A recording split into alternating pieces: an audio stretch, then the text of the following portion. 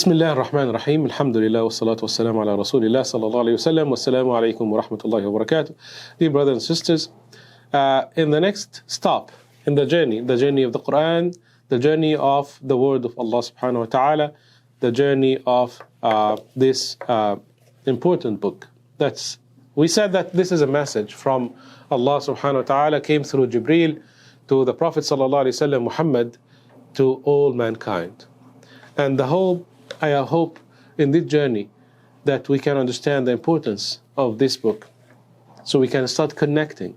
Imam Hassan al-Basri radiallahu anhu, Imam al-Tabi'een, he used to say, إذا أردت أن تكلم الله فعليك بالصلاة وإذا أردت أن يكلمك الله فعليك بالقرآن. If you want to talk to Allah, go to pray.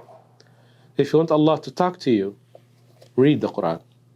I remember when we were giving the Quran in Furqan project, when we give the Quran for non-Muslims, I remember once a man came to me. He was a revert, and he took this book from me and he told me, you know what, in the beginning when I started reading the Quran, I felt like God is actually whispering these words in my ears. And he told me, try to read the Quran with your ears, not your eyes. We talked before about the Quran, about how the Quran was divided into the Quran Makki and Madani. We talked about the specifications of each of them, the subjects that have been discussed in the Makki Quran before Hijrah and the Madani Quran. We talked that this division is not based on the place, it's based on the time. So the Quran al-Makki, it doesn't mean that it's necessarily been revealed in Mecca. The majority, 90%, even more, 95%, it was revealed in Mecca. This characterization, this classification, it's based on the time. Quran Makki is the Quran that was revealed before Hijrah, before the migration, in the 13 years in Mecca. And the Quran in Madani is the Quran that was revealed in Medina after the Hijrah. However, when they name the surah Madani or Makki, that means that the majority, either the whole ayahs, the whole verses, or the majority of the verses was revealed at that time, after Hijrah. There's some surahs, as we mentioned last episode, surahs like Surah Al-Ma'idah, it is a surah Madaniyah, means after the migration. However, one ayah, it was revealed in Mecca. It was revealed in the Hajj days in Mecca.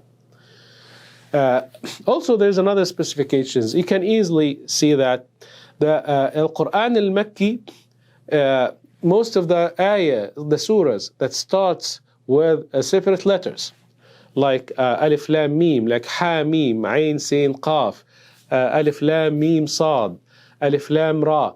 All this surah that starts with letters, except Al-Baqarah and Ali Imran, other than that, they're all Makki. They are always revealed before the Hijrah.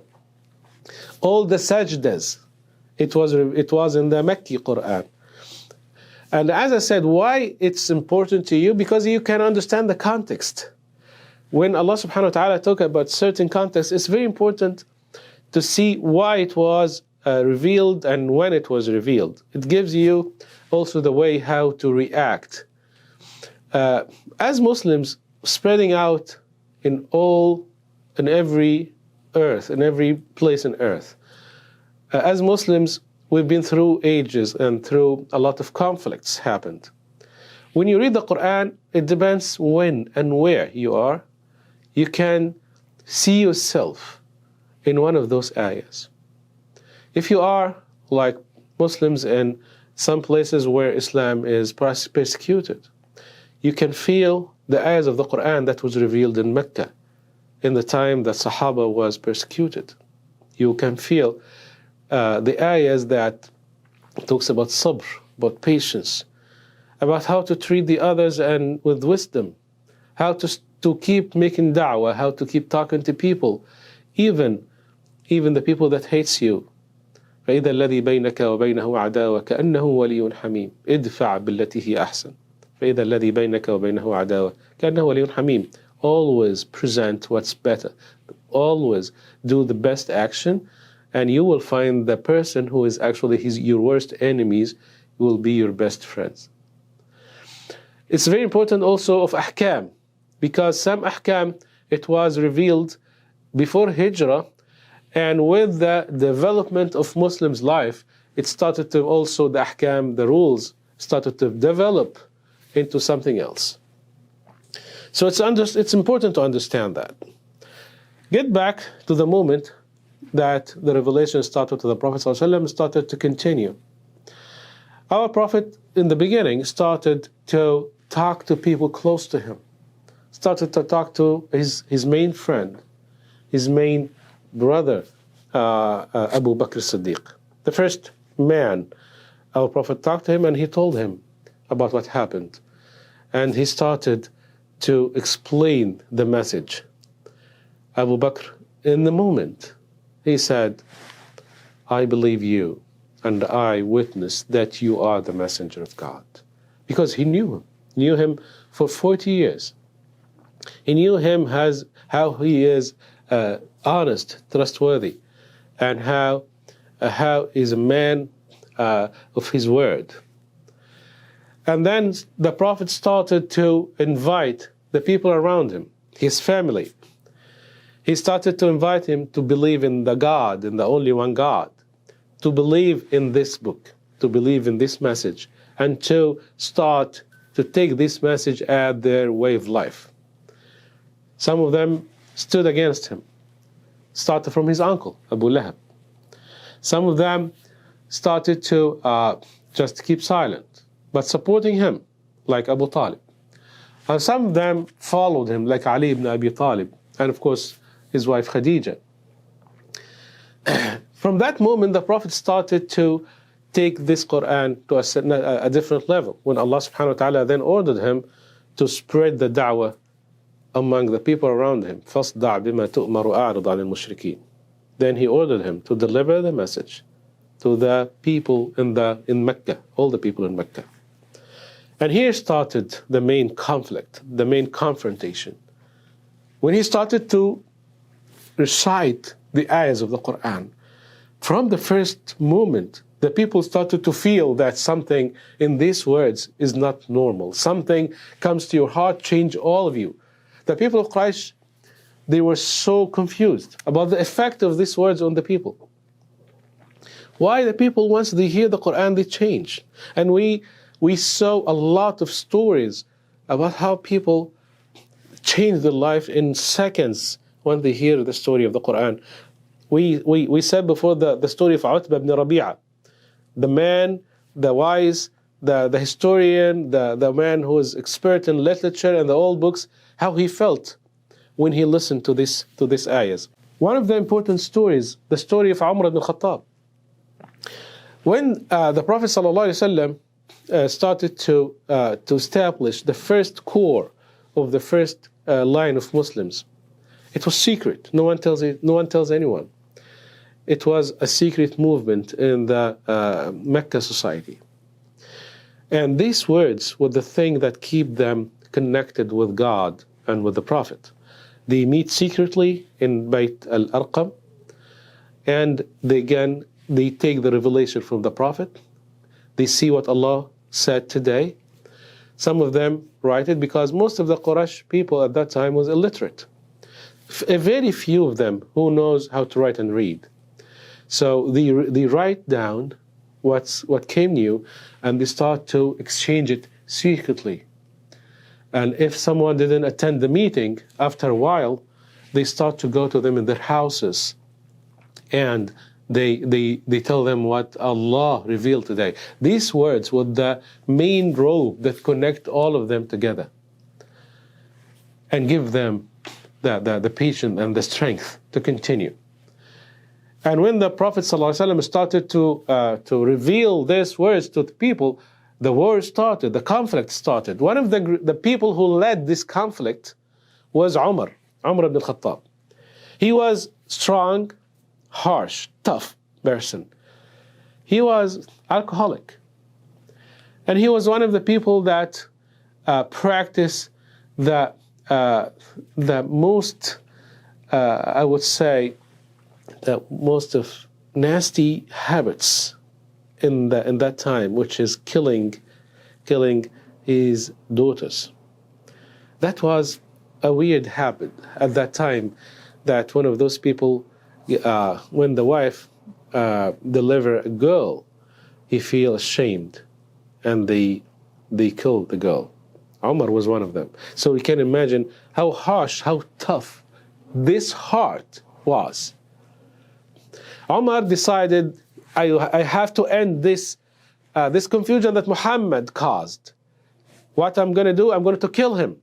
He told all the people in Quraysh, let me go and kill Muhammad and just end it. People are getting crazy. These words are getting people crazy. What kind of words are these? So he decided to go and kill him. So he went angry to the Muhammad house with the intention to kill him. A man met him in the road. He was a Muslim, but no one knows. He told him, where are you going, Umar? He said, I'm going to kill Muhammad. He said, why? He said, he's spreading this word in our society, he's destroying it. He said, you're going to Muhammad's house, but the word in your house.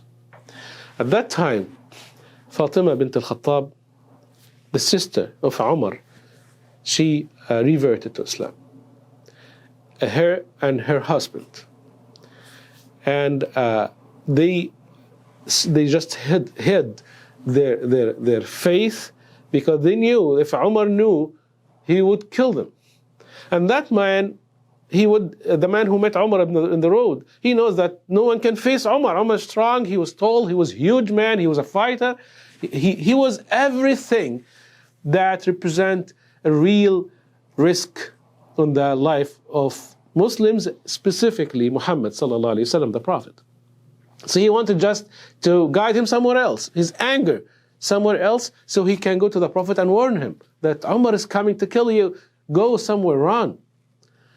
But so what he told him, you want to fight this word in the Muhammad's house, go and search in your house, it is in your house right now. Umar didn't believe. That was the only thing that can stop him. He didn't believe that. Then he changed his direction. He went to his sister's house. He started knocking the door, shouting, Fatima, Fatima, open the door. At that time, in the house, there was one of the Sahaba, Khabbab ibn al-Arat. He had the Quran that he just got from the Prophet ﷺ, and he wanted to inform the other Muslims in the society. Fatima, when she heard Umar, she knew that he will kill Khabbab and he will kill her. She told Khabbab, go and hide somewhere. And her husband, she and her husband, they went and opened the door.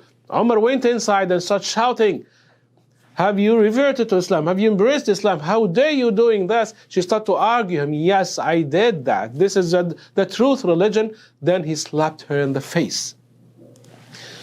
And he was so strong.